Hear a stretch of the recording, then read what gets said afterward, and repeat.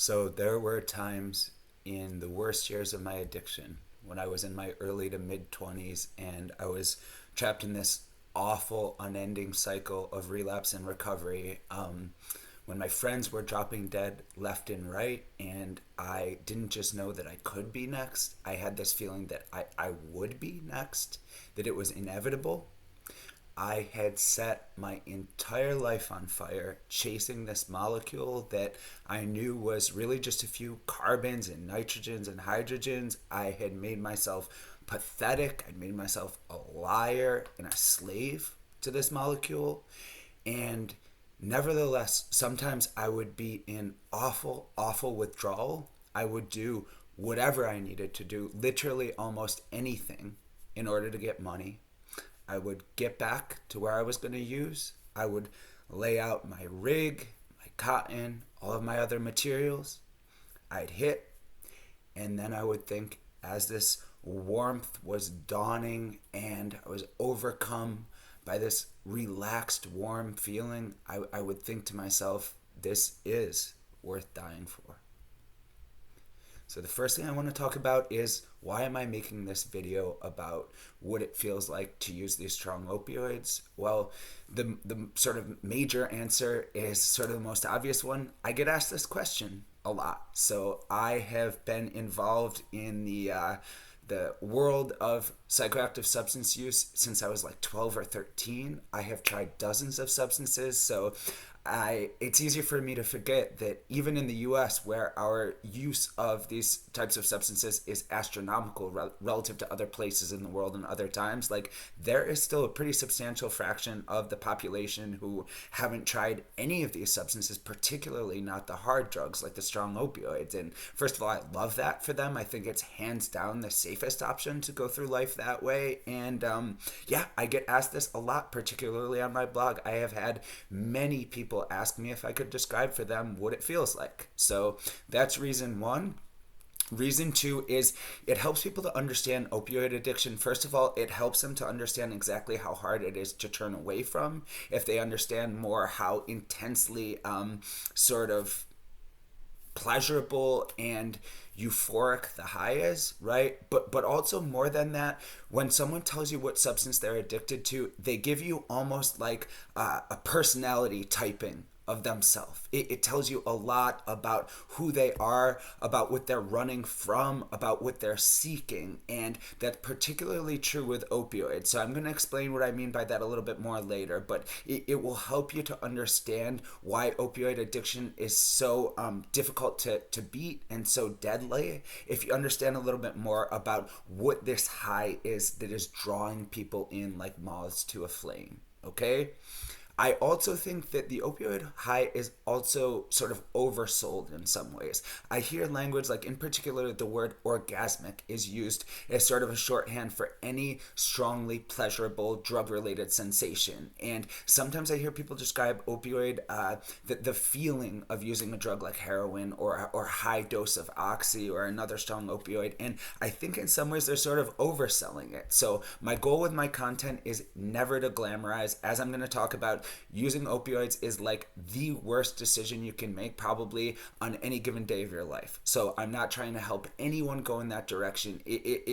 It is actually the opposite. And I think that, you'll see what I'm talking about as I get into the gory details here, but I think it's opioid high in particular is sort of oversold in some ways. So rather than glamorizing it, I think I can actually take away some of that shiny luster when I tell you the truth about what it feels like to do these substances. So I'm going to describe in this video in detail what it feels like to use strong opioids. I'm going to talk about how it compares to a couple of other strongly pleasurable substances in different chemical classes. I'm going to include a couple of famous quotes and lyrics on the subject, as well as 3 short passages that addicts, including me and 2 friends, have written to describe what this heroin high feels like. I'm also going to very briefly touch on, the inverse side of the coin, which is, what does it feel like to be in withdrawal? And I'm not going to focus on the physical symptoms today. I'm going to focus more on sort of the subjective and emotional impact of withdrawal, okay? So the preliminaries, just to get these things out of the way.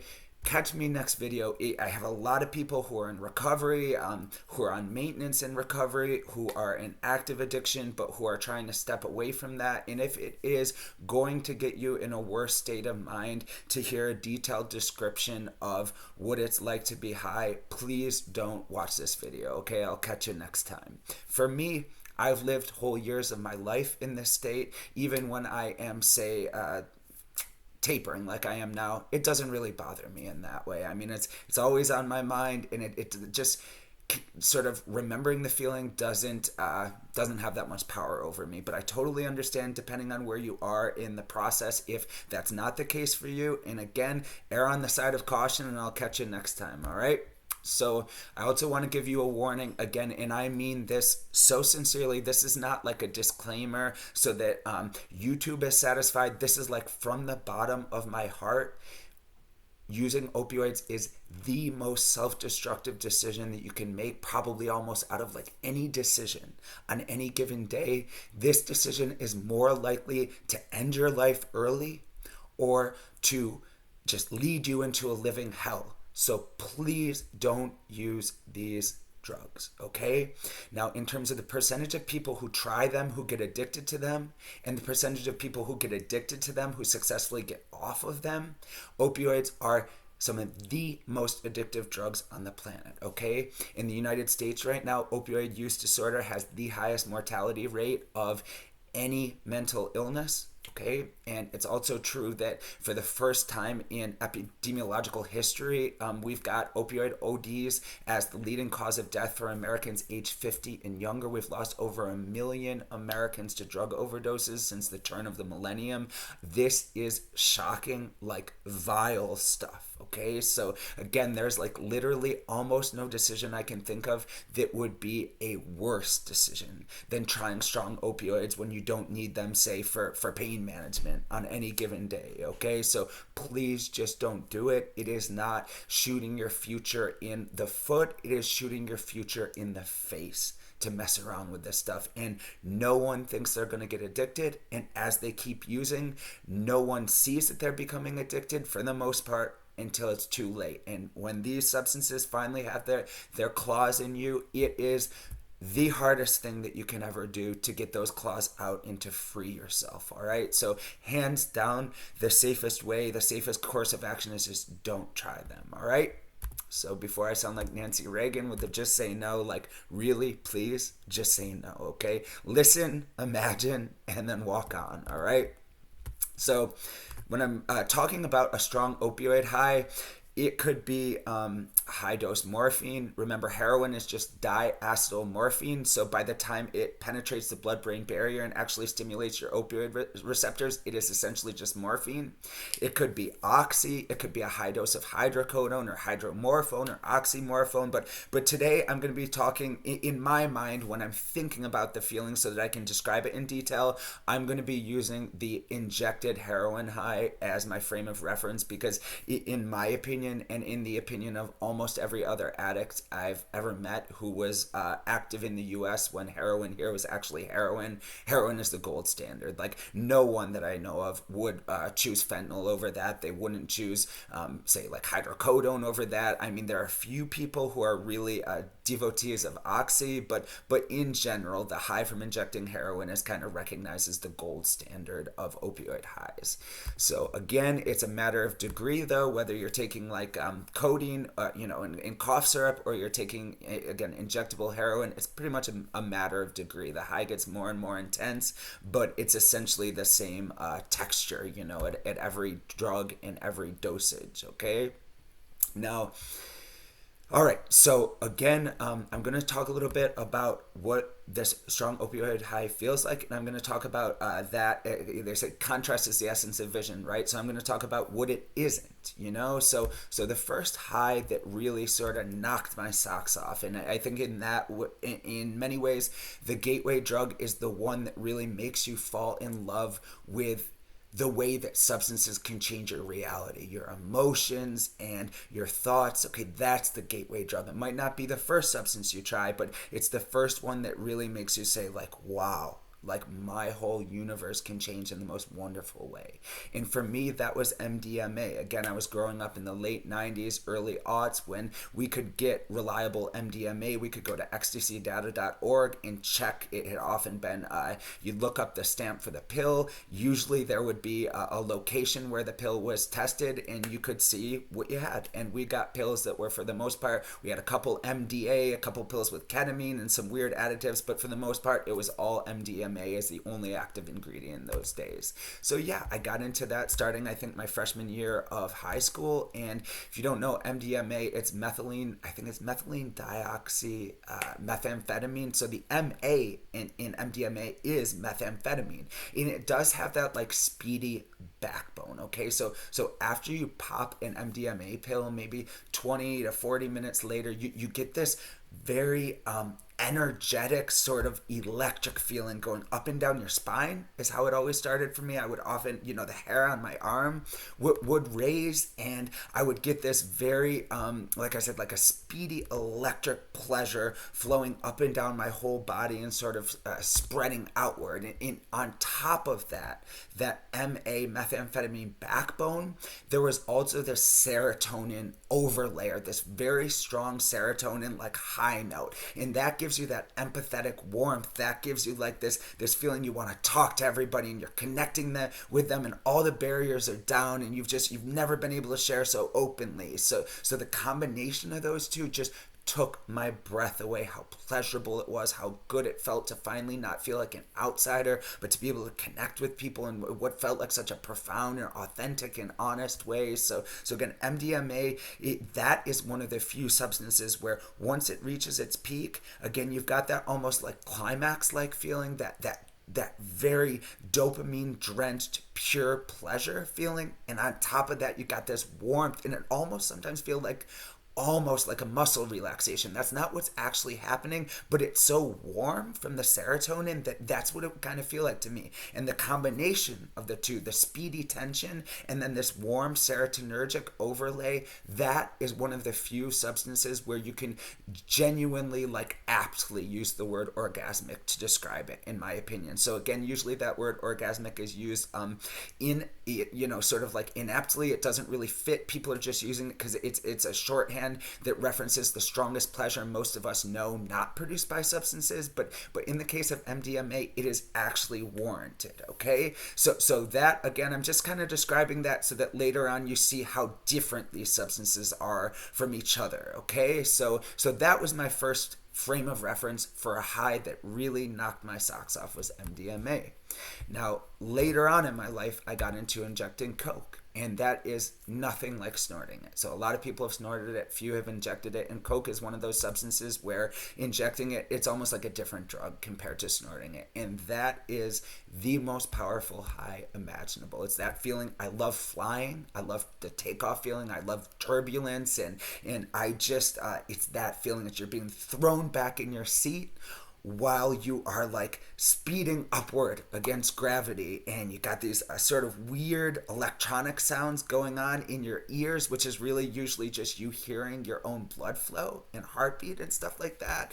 And again, it's that feeling of like, it's so strong, you can't move, you can't speak, you literally, I always am afraid that I'm in that moment dying, and I kind of am like exhilarated by that. You just feel like you are on the edge of that moment in the most hair-raising way possible, and yet it is so pleasurable, and you will keep going back to it again and again and again. It is profoundly addictive.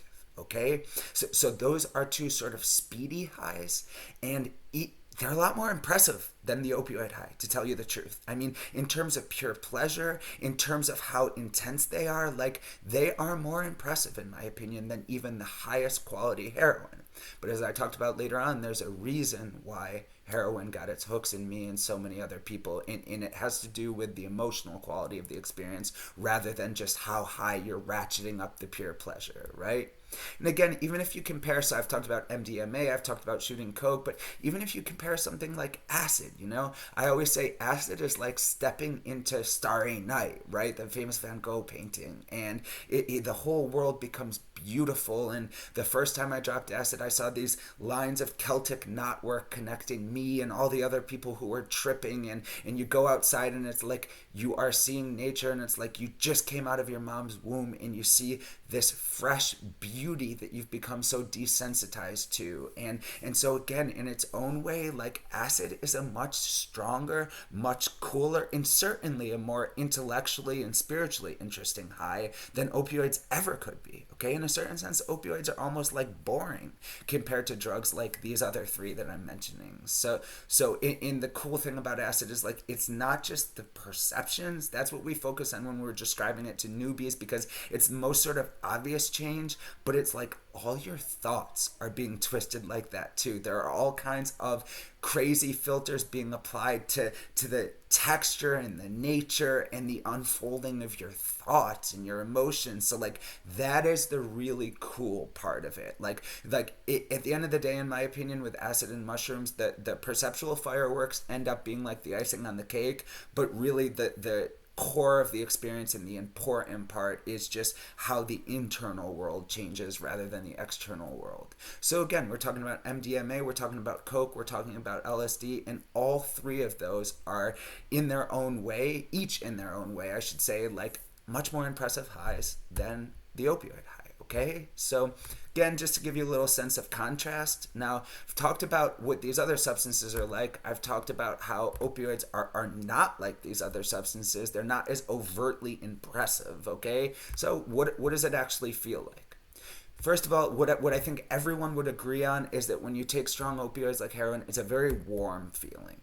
Okay, and it's a really specific feeling. It's sort of that, more so than pure dopamine, I associate it with the neurotransmitter oxytocin, which is like it has a lot of functions, but it's sort of like the hug chemical. It's like when you take an opioid, it's a strong opioid, it's that feeling of being hugged by someone who gives you unconditional love. A lot of times that's mom or grandma, maybe it's a treasured dog or cat. It's a feeling of safety too. I call it like a womb feeling. You're right where you should be and everything is warm and safe. So it's like safety, I would say belonging, family, a feeling of home, and I'm going to get back to that when I read you the passage I wrote in just a moment. And I think that is the consummate sadness of opioid addiction, is like, again, we're not just looking for adventure. We're not just looking for pleasure. We're not looking to be social like a lot of addicts who are drawn to these other substances are.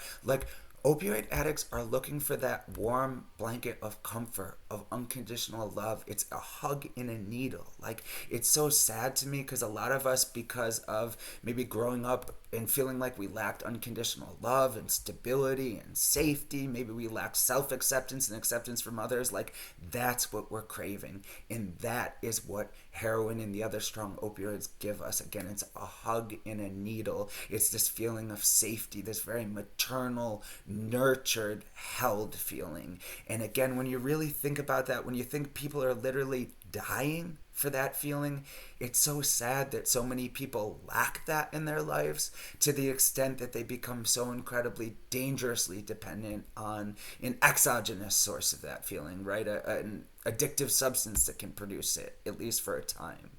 So if you look it up in the textbooks, the textbooks are going to describe the MDMA high, the meth high, and the heroin high. They're going to say, oh, all three produce euphoria, right? But that's one word that can feel 64 different ways. It is euphoria. It is a very elevated, positive feeling that you get when you take heroin, but it's a very relaxed, peaceful euphoria. It's like, I use the phrase relaxed contentment. It just feels like all is right with the world and you don't even need to lift a finger. Everything is unfolding, as the Desiderata says, exactly as it should.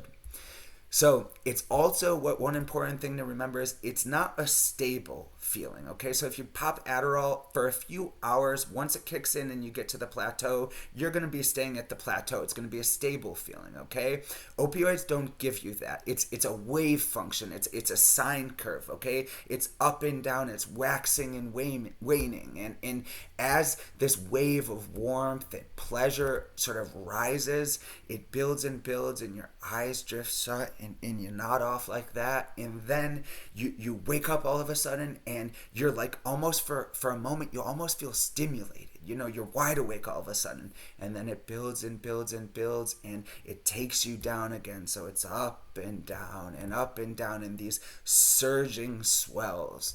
So to give you a couple quotes that I think capture truths about the opioid high, William Burroughs said, "The man who lives on bread and water has a poor diet, but the man who lives on heroin has no diet at all. He lives in eternity."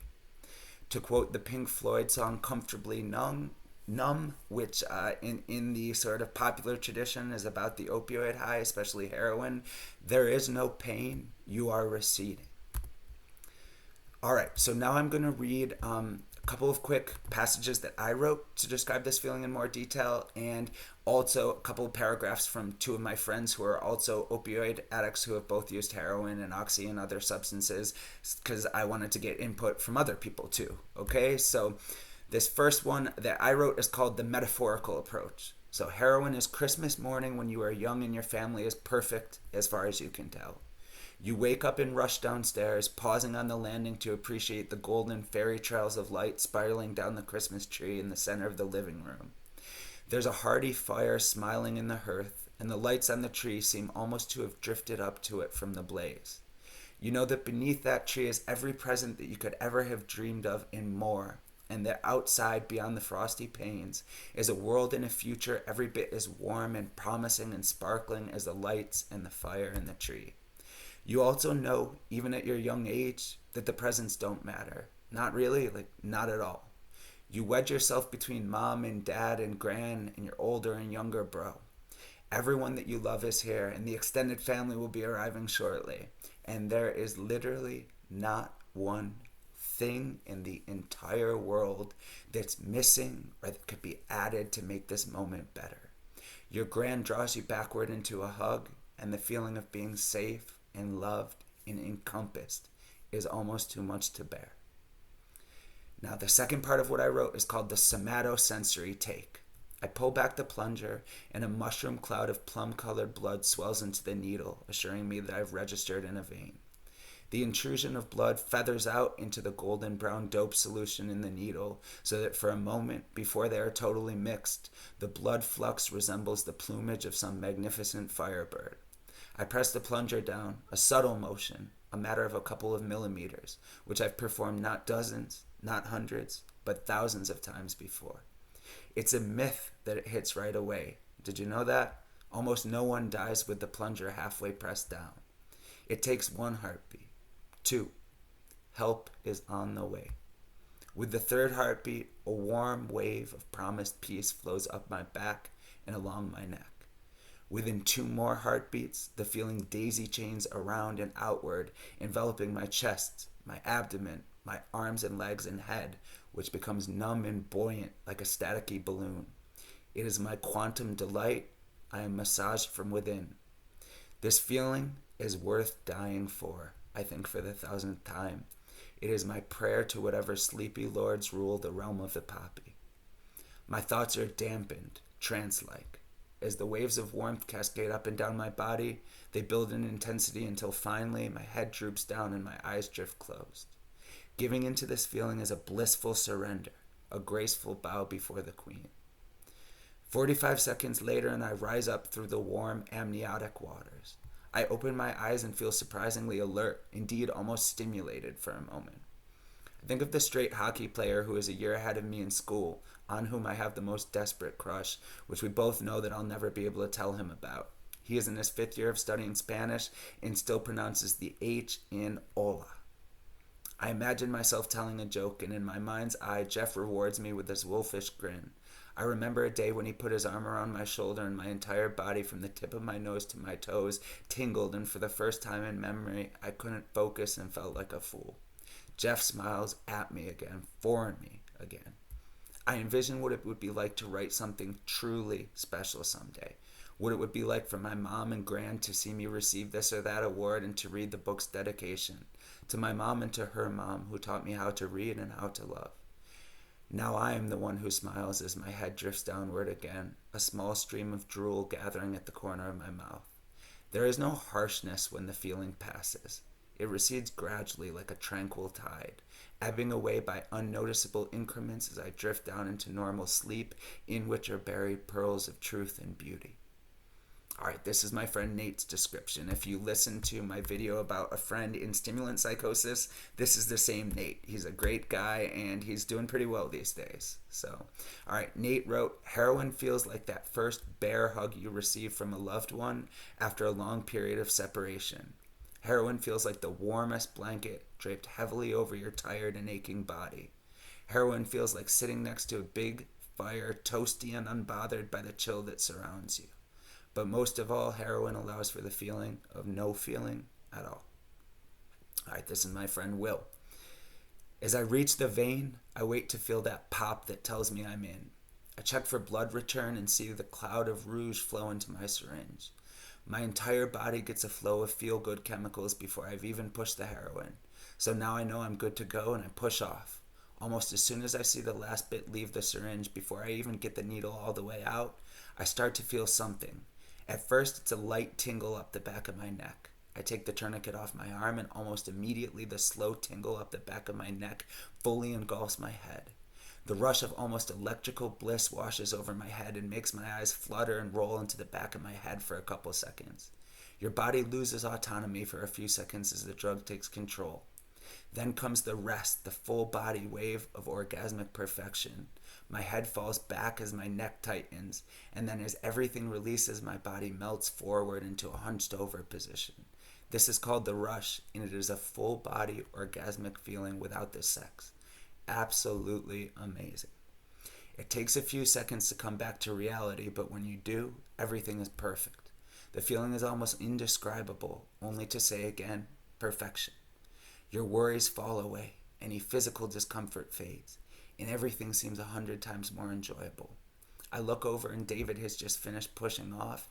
He is laid back, eyes closed, with the biggest smile on his face. I laugh and reach over and push him as we both float in a realm of absolute bliss.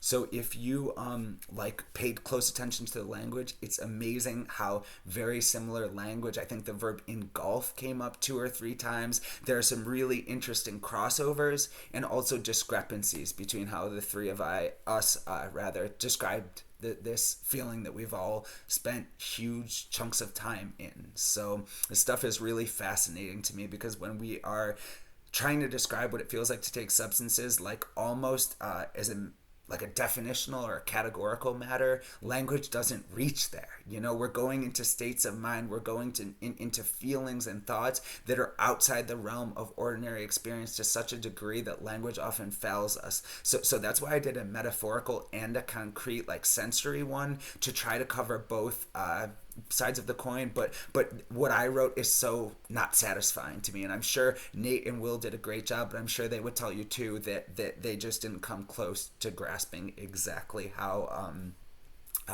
incredible it can be, I guess. So before I talk briefly about the subjective sort of emotional impact of withdrawal, I just want to use one more quote, because I think it's one of the most apropos quotes about opioids of all time, okay? And it comes from the late, great commie Karl Marx, and he said, "Religion is the opioid, or the opiate, rather, of the masses." Okay, religion is the opiate of the masses. I'm not saying this to throw shade on religion. I'm bringing this up because, again, I think it's the most apt quote maybe of all time about what it does to you to live in this state of being high on opioids. When you've got this overwhelming contentment, that's coming from inside of you now. I mean, really, it's coming from a substance that's exogenous, but it feels like it's coming from inside of you in the sense that it doesn't depend on any external circumstances. You lose all your motivation to do anything, right? I mean, you could be on a bare floor, hardly scraping by in life with a job that you hate, no relationship, or a relationship that is terrible, and you would hardly care if you're an addict and you have enough of your opioid of choice. You're hardly going to care. You have this beautiful buffer, this warm buffer between you and reality, and it protects you, but it also removes the urgency to do things that you really need to do. I've had problems, like even when I was on maintenance, I've had problems like making appointments for routine medical and dental stuff, like that part of your brain that registers a healthy urgency, a healthy feeling of concern, in my experience, is shut down on opioids. And to a certain extent, that's as true for me on buprenorphine, and even more so on methadone, as it is on heroin or on oxy. I mean, again, they all stimulate the same receptors, so it's not surprising that they would all have overlapping behavioral effects as well as subjective highs, right? So yeah, when you're in that state, it's like what Marx was saying was that religion was at the time that he was writing this, it was the great coping mechanism of poor people who were being exploited. They were told, just let yourself be exploited here on earth, because when you get, when you do what we tell you to do, you're going to have paradise everlasting after you die, right? And so he was calling it an opiate, again, because it gave an ability to put up with things that should not have been tolerable. And that is exactly the danger of being in this state of being high on opioids. It takes away, life can pass you by. You can fail to react in the way that you need to serious threats because you're oblivious to them. You can hardly even register them emotionally because you're protected artificially by this chemical that you're taking in that has incredibly powerful effects on almost every part of your brain, okay? So that's just my little spiel about the sort of emotional danger and the motivational danger of opioids. And again, I just wanted to touch briefly on, so you've heard about the paradise, and nothing is for free, and in biology, probably more so than in almost any other realm, what goes up must come down, and there is no free lunch, and opioid withdrawal is capital H hell on earth. I'm not even going to talk about the physical symptoms today, the intense, unending, it feels like flu-like symptoms combined with complete lack of sleep and restlessness that makes you writhe around in just total discomfort. You can't stop moving literally, for more than a couple of seconds, sometimes for days on end when you're really in it, an opioid withdrawal. But I'm not even going to talk about that physical stuff now, because even worse than that is the dread.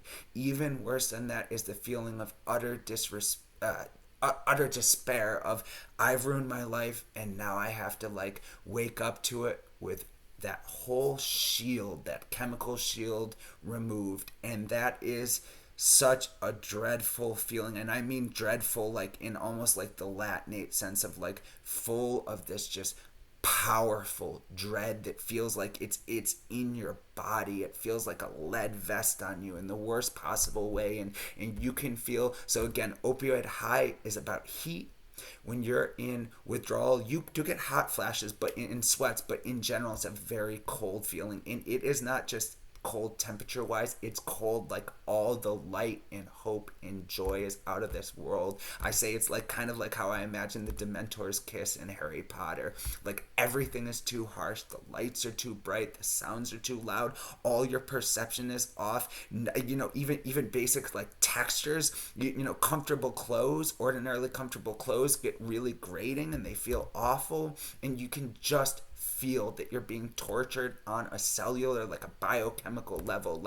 You can literally feel your brain is telling you that something as vital and as basic as oxygen or water is absent. you feel that. You feel like every single mechanism in my body, every single physical and biochemical process is wrong. There's just this huge feeling of wrongness. Perhaps for me it's even more intense because I started using these strong opioids when I was 14, 15. So in a certain sense, my body matured with these substances on board, and I don't have a baseline that doesn't involve them as a mature, adult body. So that makes it much, much harder for someone like me to get clean. And it can be an argument for lifelong maintenance, but if you guys have watched my content, I'm not willing to go there.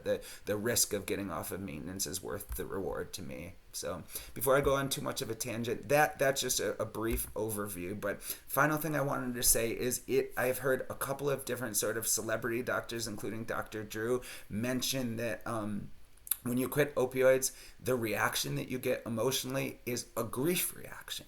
And that is so true. Like for months after I got clean for the first time without maintenance, I felt like I was in mourning.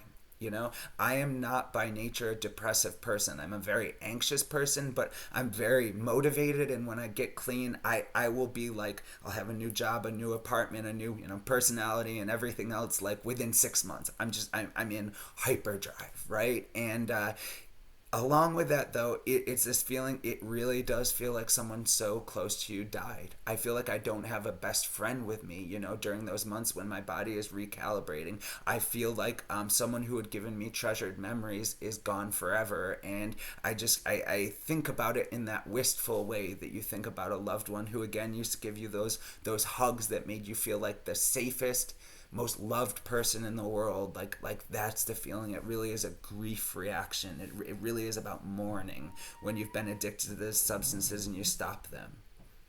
So thank you so much for listening, guys. I'm going to put a link to the blog post where these things that Nate and Will and I wrote are available. And if you have any comments, questions, please hit me up in the comments.